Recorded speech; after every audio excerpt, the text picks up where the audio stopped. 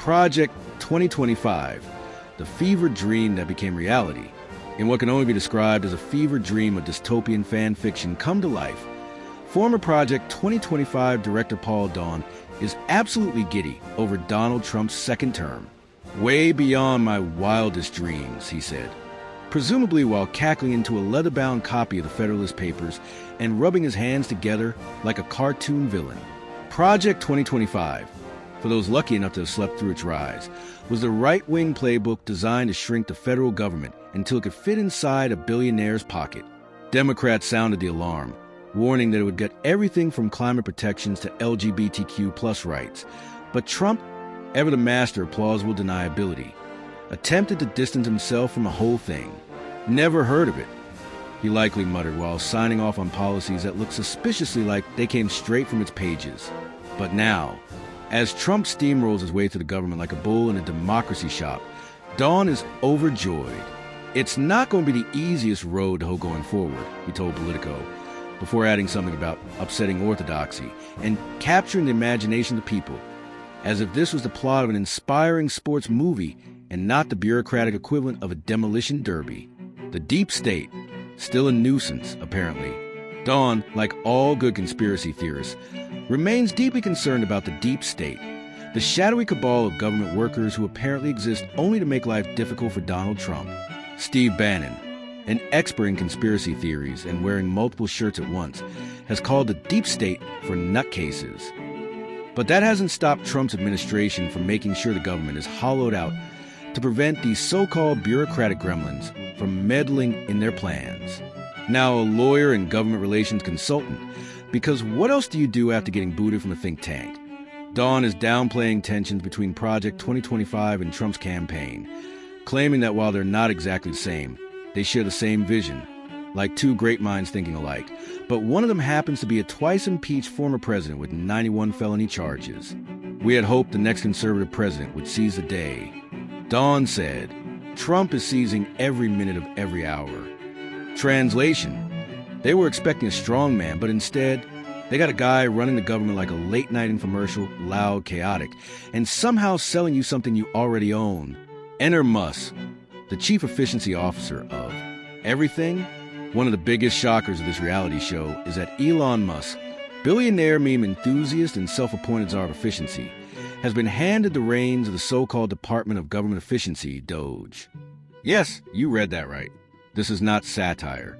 The department's name is literally DOGE because Musk, in between launching Teslas into space and destroying social media platforms, has decided that governance should be as ironic as possible.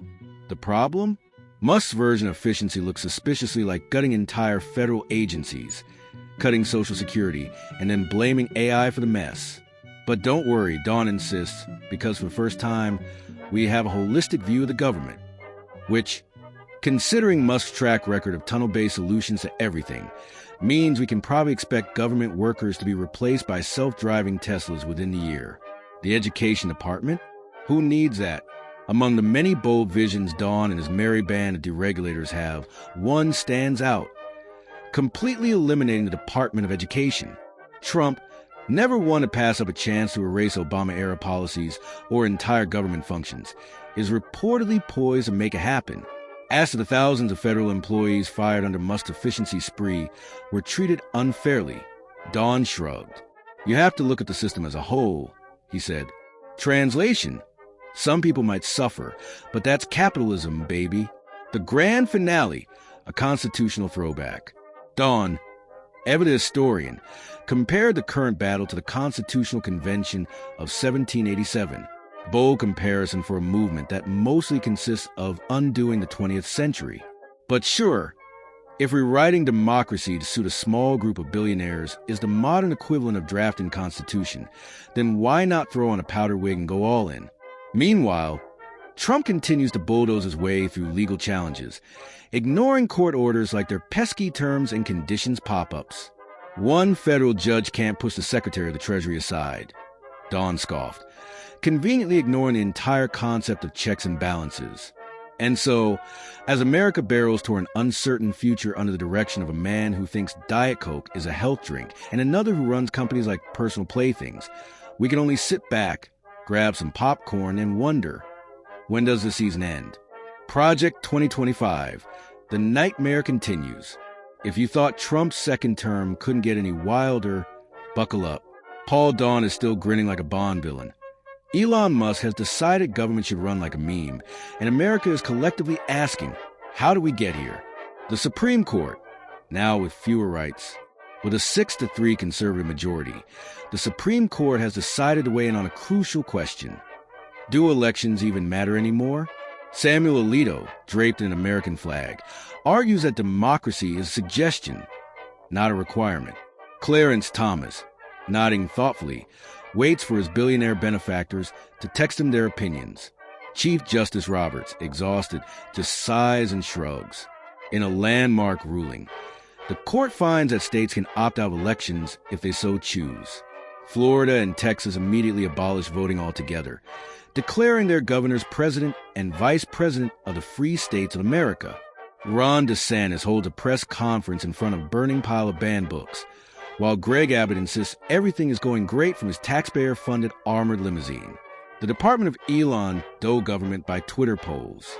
Elon Musk's Department of Government Efficiency, nicknamed Doge, has now streamlined decision-making in Washington by replacing Congress with Twitter polls. Want a tax cut for billionaires? Just smash that like button. Universal health care? Not enough engagement. Sorry. Musk assures Americans that democracy is still intact, pointing to a new initiative where policies are determined by how many Dogecoin investors approve. Meanwhile, the Department of Education has been officially shut down, replaced with a single chatbot that exclusively recommends reading Atlas Shrugged and taking self-improvement courses from Andrew Tate. The military-industrial tech complex, now a subscription service. Palantir, SpaceX, and Peter Thiel's various dystopian ventures have merged with the Pentagon to form Pentagon Prime, a new military tech conglomerate that promises next-gen national security solutions. For a monthly fee, of course. Need the military to respond to a national emergency? That would be $19.99 per month for basic defense. Or upgrade to Patriot Plus for $79.99 per month to ensure actual protection.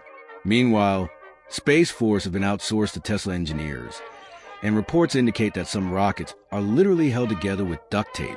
The National Book Burning Initiative.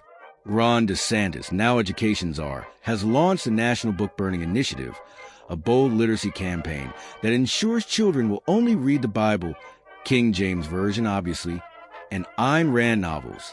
A new executive order mandates that school libraries be converted into freedom centers, where students can learn valuable life skills like bootstrapping their way out of poverty and how to recognize woke infiltration in their communities. President for life? Why not? Trump, never one to turn down a power grab, has decided to streamline democracy by declaring that elections will be held when necessary, which, coincidentally, is never. Congress, now reduced to a rubber-stamping committee, cheers him on. Fox News declares this a bold step toward efficiency, while Newsmax runs a 24-hour special titled Why Elections Were Always Overrated Anyway. With no more elections, the economy in shambles, and Musk's government efficiency measures ensuring only billionaires thrive, America marches forward into its bold new future. Paul Dawn, watching from his ivory tower, smirks. Way beyond my wildest dreams. If you enjoyed this deep dive into the dystopian chaos of Project 2025, don't forget to like, comment, and subscribe to Factually Incorrect 2.0.